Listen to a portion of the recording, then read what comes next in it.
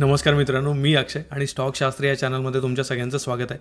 आजचा व्हिडिओ बनवताना माझ्यामध्ये खूप जास्त एनर्जी आणि मला खूप भारी वाटते। कारण माहिती आहे तुम्हाला, मला एक असा स्टॉक सापडला आहे जो रिसेंटली इतक्यातच म्हणजे ऑलमोस्ट गेल्या 7 ते 8 दिवसामध्ये SBI म्युच्युअल फंड हाऊसने बाय केलेला आहे। याचसोबत या स्टॉकमध्ये खूप चांगला चार्ट पॅटर्न झाला आहे। आणि तिसरा महत्त्वाचा फॅक्टर म्हणजे अजून एक स्टॉक ब्रोकर हाऊस आहे, मोठं स्टॉक ब्रोकर हाऊस आहे, याने सुद्धा हा स्टॉक रेकमेंड केला आहे एक खूप मोठ्या टार्गेटसाठी। तर या तिन्ही गोष्टी आपण या व्हिडिओमध्ये डिटेल्ड बघणार आहे। असा स्टॉक शोधण्यासाठी मेहनत पण खूप केली आणि हा व्हिडिओ बनवण्यासाठी पण खूप मेहनत करतोय। त्यामुळे मेक शुअर की हा व्हिडिओ तुम्ही शेवटपर्यंत बघाल।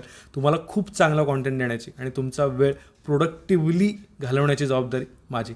सो आता आपण जाऊया जिथे व्हेरीफाईड डेटा मी तुम्हाला दाखवणार आहे SBI म्युच्युअल फंड हाऊसचा। पण त्याआधी आपला जो चॅनल आहे त्यावरती जे तुम्ही प्रचंड प्रमाणात प्रेम देताय, जे व्ह्यूज तुम्ही देताय, जे लाईक्स, ज्या कमेंटमधून तुम्ही जे कौतुक करताय, हे सगळं माझ्यापर्यंत पोहोचतं आणि ही पॉझिटिव्ह एनर्जी मला खूप जास्ती अजून एनर्जी देते खूप चांगला कॉन्टेंट बनवण्यासाठी। तेव्हा कीप दॅट कमिंग आणि थँक्यू व्हेरी मच। या ग्रेटफुल नोटवरती आपण पुढच्या कॉन्टेंटकडे जाऊया।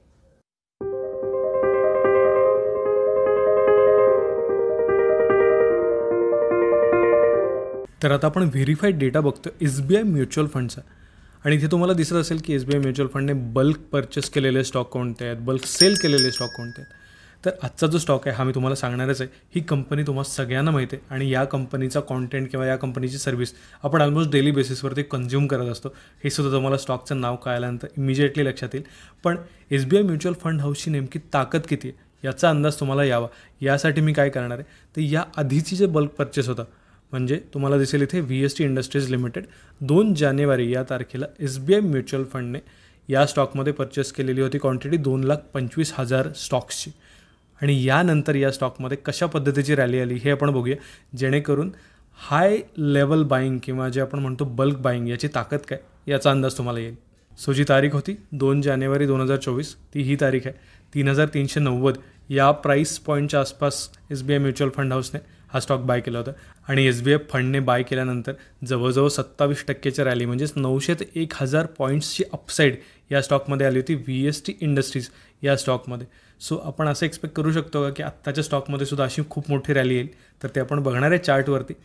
पण ऑब्व्हियसली स्टॉकच्या चार्टवरती जाण्याआधी कंपनीचं नाव तरी जाणून घेऊया। तर या कंपनीचं नाव आहे टिप्स इंडस्ट्रीज लिमिटेड।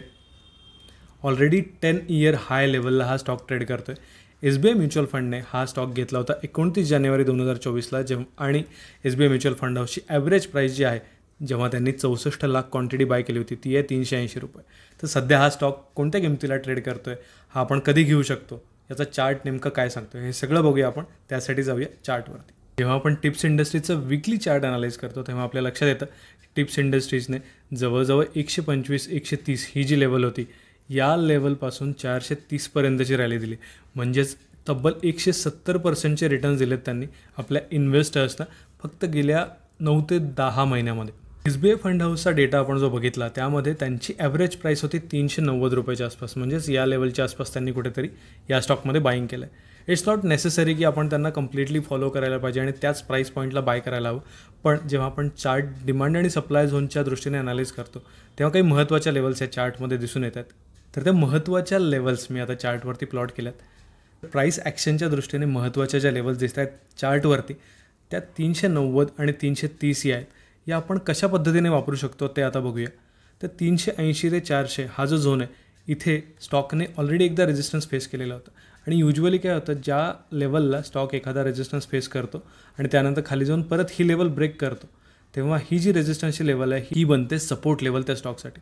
म्हणजेच काय, जिथे रेजिस्टन्स घेतला आहे तिथे जेव्हा स्टॉक परत येतो तेव्हा ती level as a support act करते आणि इथून स्टॉक परत बाउन्स बॅक करतो। असंच झालं आहे या केसमध्ये सुद्धा। ही जी रेजिस्टन्सची लेवल होती इथे आल्यानंतर परत एकदा स्टॉकने चांगला बाउन्स दिला आहे आणि तो 430 रुपयापर्यंत गेला आहे। याच्या मागे SBI फंड हाऊसने खूप मोठ्या क्वांटिटीमध्ये केलेलं बाईंगसुद्धा कारणीभूत आहे नक्कीच, त्यामुळेच हा झोन तयार झाला आहे। दुसरी महत्त्वाची लेवल आहे ती म्हणजे 330 रुपयाच्या आसपासची।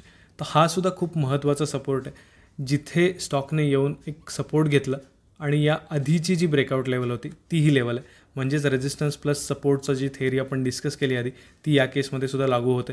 म्हणजेच 330 रुपयापर्यंतचा स्टॉप लॉस, एक आयडियल स्टॉप लॉस रिस्क मॅनेजमेंटच्या दृष्टीने आपण या स्टॉकमध्ये ठेवू शकतो.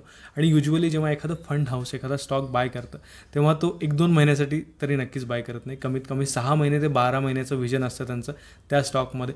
म्हणूनच यामध्ये तुम्ही जर बाईंग करणार असाल तर स्वतःचा ॲनालिसिस केल्यानंतर 6 ते 12 महिन्यासाठी तुम्ही बाईंग करू शकता. यामध्ये महत्त्वाचं टार्गेट कोणतं आहे हा पुढचा ऑब्वियस प्रश्न आहे. तर या टार्गेटच्या प्रश्नाचं उत्तर आपल्याला 2 गोष्टी देऊ शकतात. पहिली गोष्ट म्हणजे फिबोनाची रिट्रेसमेंट लेवल्स. जेव्हा एखादा स्टॉक अनचार्टेड टेरिटरीमध्ये असतो तेव्हा आपल्याला फिब लेवलच्या दृष्टीने टार्गेट काढावं लागतं. तर ते टार्गेट कोणतं येतं हे मी तुम्हाला सांगणारच आहे. आणि त्याचसोबत जसं मी तुम्हाला आधी बोललो होतो तसं एका स्टॉक ब्रोकरेज हाऊसने एक ब्रोकरेज रिपोर्टसुद्धा पब्लिश केला आहे. त्यामध्ये कोणतं टार्गेट आहे ते सुद्धा आपण बघणार आहे. पण हे सगळं टार्गेट स्टॉप लॉस डिस्कस करण्यासाठी महत्त्वाचा डिस्क्लेमर मी तुम्हाला देऊन ठेवतो. तो म्हणजे मी सेबी रजिस्टर्ड रिसर्च ॲनालिस्ट नाही आहे. त्यामुळे कोणतंही बाय आणि सेल रेकमेंडेशन मी तुम्हाला ऑफिशियली देऊ शकत नाही. So irrespective of all these facts तुम्ही स्वतःचा अभ्यास करा, तुमच्या इन्व्हेस्टमेंट ॲडवायझरचा गायडन्स घ्या आणि त्यानंतरच या स्टॉकमध्ये पोझिशन घेण्याचा विचार करा. तर व्हेंचुरा हा जो स्टॉक ब्रोकर आहे या ब्रोकरने एक रिसेंटली पब्लिश केलेला आहे रिपोर्ट टिप्स इंडस्ट्रीजवरती 12 जानेवारी 2024ला. गुगलवरती किंवा कोणत्याही सर्च इंजिनवरती तुम्ही जनरल सर्च केलं तरीसुद्धा तुम्हाला हा स्टॉक ब्रोकर रिपोर्ट मिळून जाईल. इझिली आणि फ्रीली अवेलेबल असतो हा. यांनी जे टार्गेट दिलेलं आहे ते आहे जवळजवळ 612 रुपयांचं, म्हणजेच 42% अपसाईड हे प्रेडिक्ट करतात.